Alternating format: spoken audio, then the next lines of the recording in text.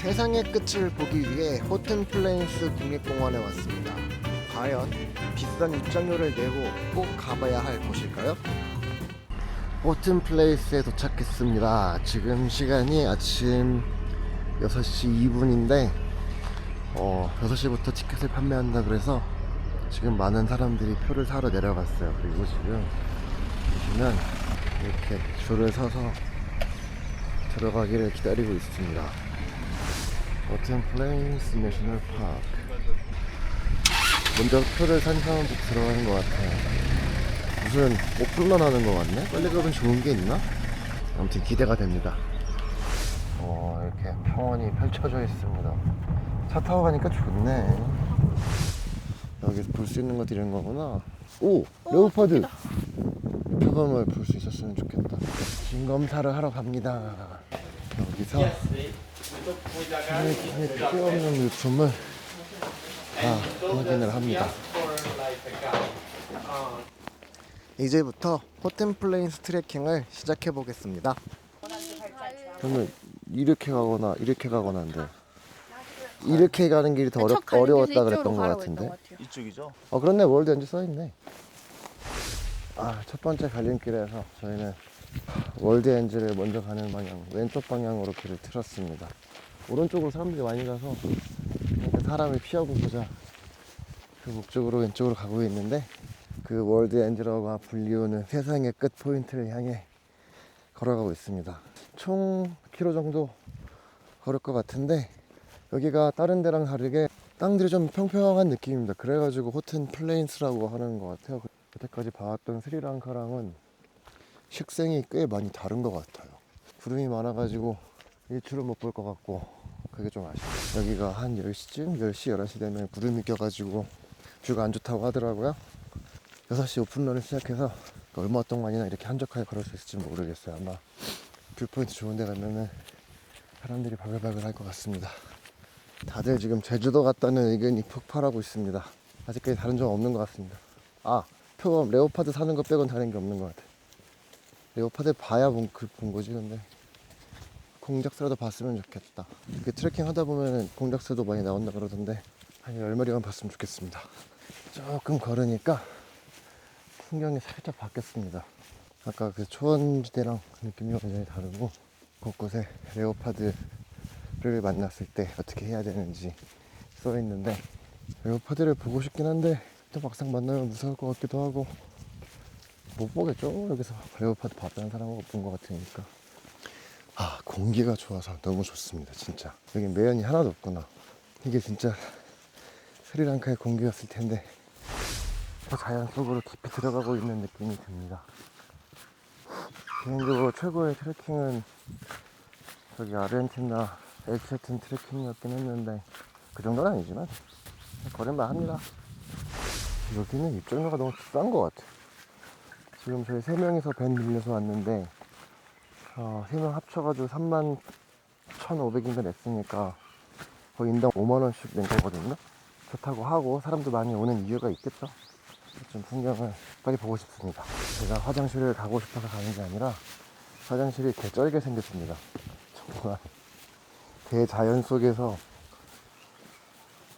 여기 뚫려 있고, 안에 들어가면 밑에 그냥 숲입니다. 자연 속에서 시원한 용물을 해결하실 수 있겠네요. 완전 개방 화장실인데 뻥 뚫린 공간이 나타났습니다. 뭐야? 저 언덕 위로 올라가는 건가? 오, 멋있다. 멋있는 포인트가 나타났습니다. 절경이네. 이거 그레이트 엔진은 아닌 것 같은데, 난 지금 절벽 위에 이렇게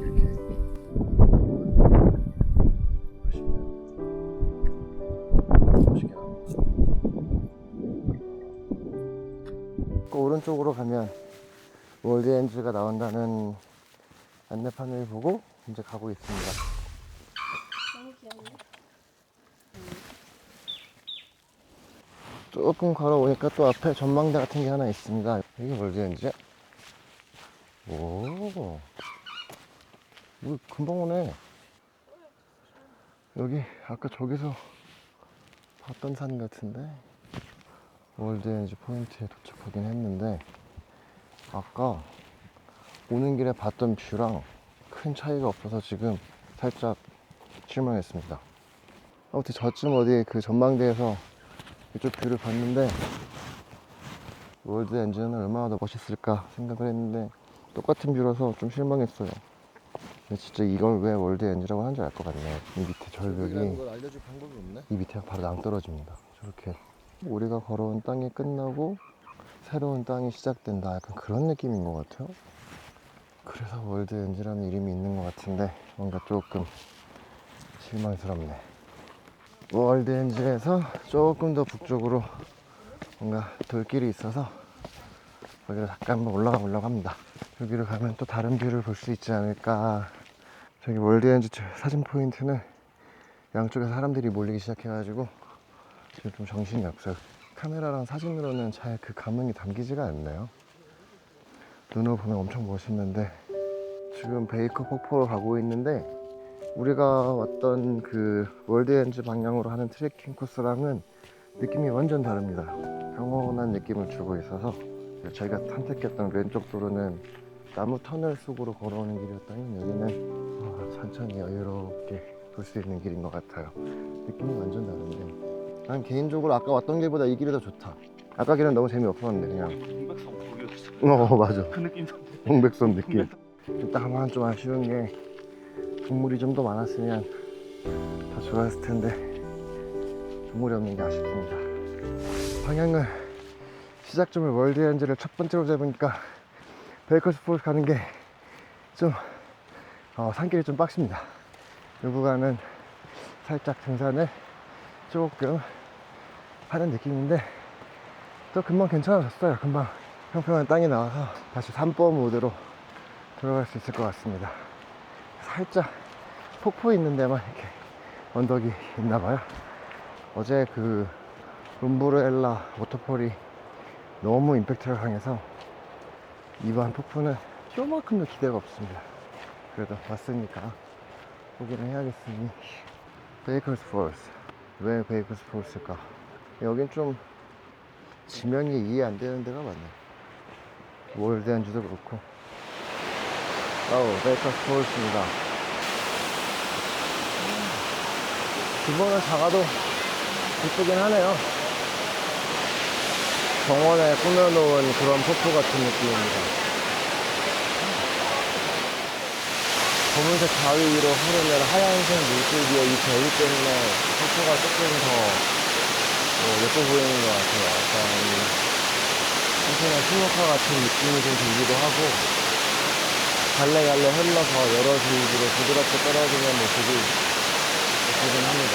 베이커스 폴스를 보고 아마 이제 트레킹은 이제 끝날 것 같습니다. 생각보다 3시간이면 끝날 것 같은데 시간당 10,000원이 넘네요. 월드엔지가 생각보다 임팩트가 좀 약했고 트레킹 코스도 예쁘긴 하지만 아주 또 뭐 재밌다거나 뭐 그러지도 않았습니다. 저는 만약에 스리랑카에 다시 오게 된다면 여기 호튼 플레이스는 패스해도 될 것 같아요. 어제같이 갔던 더 멋있는 곳들이 많은데 이름값? 모르겠어요. 그것 때문인지 아마 저거 또 월드엔지보다 더 멋있진 않아도 비슷한 감동을 주는 곳들은 상당히 많이 있을 것 같거든요. 아마 제가 내일 모레 갈 엘라락이나 뭐 그런 데에서도 충분히 저런 느낌을 받을 수 있을 것 같은데 여기는 험한 산행을 하지 않는 분들, 그런 분들한테는 추천합니다. 힘 많이 들이지 않고 산 정상에 있는 기분을 느낄 수 있어요. 그냥 평평한 길을 걸었으면 좋겠다. 하지만 멋진 경치를 보고 싶다. 그런 분들한테는 여긴 딱인 것 같네. 마지막까지 더 예쁜 경치를 즐겨보고 파푸탈레로 이동해 보도록 하겠습니다. 파푸탈레로는 되게 기대가 많이 되거든요. 기대를 하면 실망하긴 뭐긴 한데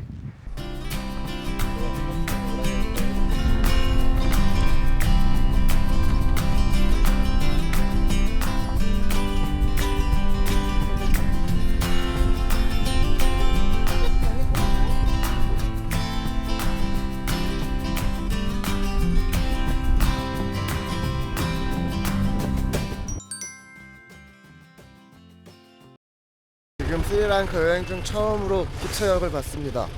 철길을 처음으로 봤어요. 오히야? 뭐 1774m 해발이래요. 되게 예쁘네. 생각보다 화장실도 깨끗합니다.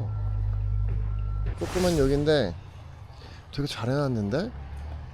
이러니까 기차를 타보고 싶어져요. 이때까지 기차 뭐 안 타도 되지 뭐 이 생각이었는데 여기 기차역에 와보니까 기차를 꼭 타야겠는데? 그럼 아름다운 하프탈레에서 봐요.